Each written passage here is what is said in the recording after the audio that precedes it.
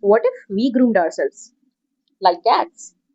Wouldn't we be more concerned about what we are wearing, the surfaces we are touching, etc.? How come we don't think about that when it comes to our cats?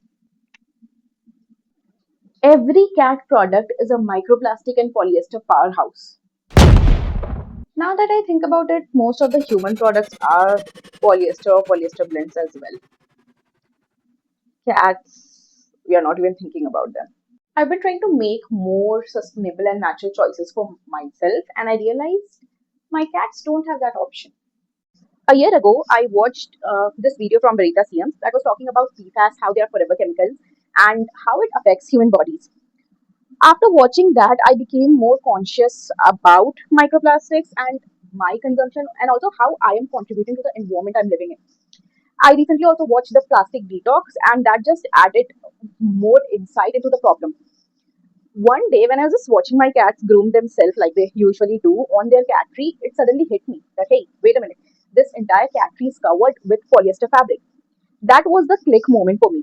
I then went ahead and checked all the cat products that I have, their cat kennels, their fountain, their cat toys, their cat trees, and everything is made up of polyester.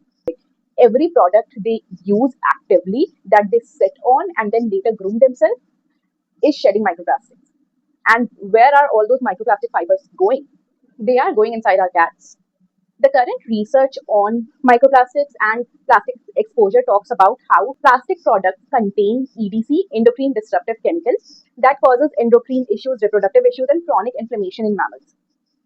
We don't know how much microplastics our cats are ingesting on a daily basis. With cats, the exposure to these microplastics is a lot compared to humans. Indoor microplastic pollution and ingestion for humans are via the food we are eating. If we are eating outside more or we are eating packaged food more, or the tiny fibers or lint that any polyester fabric or synthetic fabric around our house shed. Those shedding get deposited on the floor where our cats are. So at this moment, we cannot confidently say how much of it our cats are ingesting. For cats, that exposure becomes a lot higher than humans because they are grooming themselves as well. I went on Amazon and tried to find sustainable cat trees or cat toys or cat tunnels. I could not find anything. We are not even thinking about our cats when it comes to the exposure to their tiny bodies with polyester or synthetic fabric or anything that sheds microplastic. We don't know how that acute chronic exposure is affecting them and what it's doing to their bodies.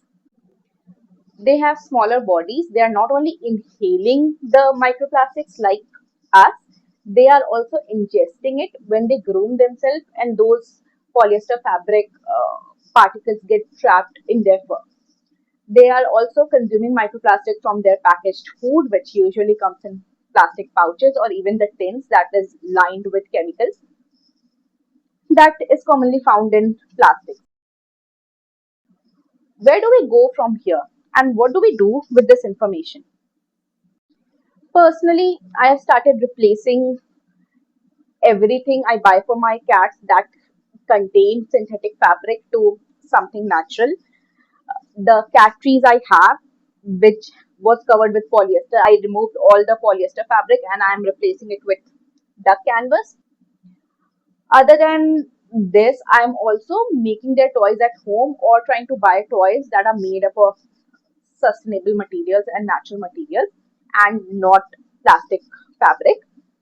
I have been vacuuming my home more often with HEPA filter vacuum so that whatever plastic sheds that has happened can be trapped and vacuumed and they don't end up in my cat's bodies. The sad thing is regulations when it comes to pet industry, even pet food industry for the matter. This we are talking about pet toys and pet furniture is abysmal. Nothing exists, especially if you are living in a country like India. We have to better educate ourselves and do what's best for our cats. And it's honestly extremely sad to know that even if you want to, you're ready to pay the price, you're ready to make better choices for your cat, nothing exists and you are forced to make a choice that you know is not good for their health long term. I hope all these changes that I'm making is helping them and their body can flush out whatever microplastic they have deposited or collected over the years. Going forward, my goal is to reduce their exposure to such plastic fibers and hope for the best. I think at this point, that's all we can do. If this is something you have also thought about and are working on making some changes to make your cat's life better and reduce their exposure, please let me know as well. All right, bye.